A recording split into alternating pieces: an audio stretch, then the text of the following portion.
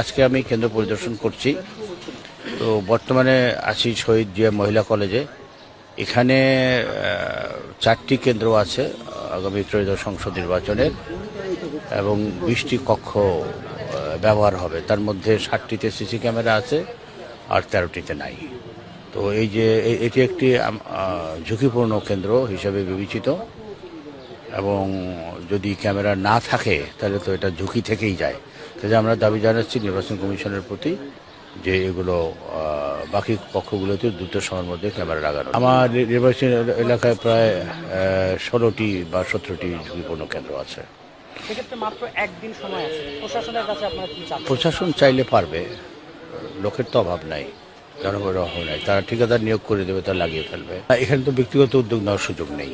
আমরা ব্যক্তিগত উদ্যোগ এইটুকুই, আমরা ঘুরছি, দেখছি এবং সংশ্লিষ্ট কর্তৃপক্ষকে জানাচ্ছি, যাতে আমরা অনুরোধ করতেছি, প্রেশার ক্রিয়েট করতেছি যাতে লাগানো হয়।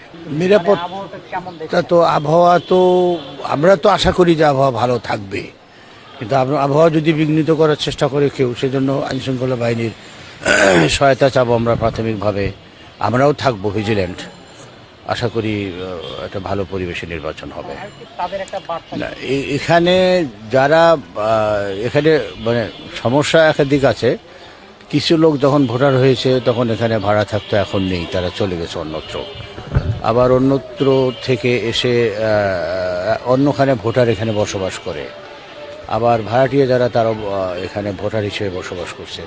তো এক্ষেত্রে সকলের জন্য আমার বার্তা হচ্ছে যে আমরা চাই একটা সুন্দর নির্বাচন হোক, সকলের সহযোগিতা করি, এবং আমরা এই মিরপুর রূপনগর পল্লবীকে একটি ভালো আবাসিক এলাকা হিসেবে গড়ে তোলার জন্য চেষ্টা করবো ইনশাআল্লাহ।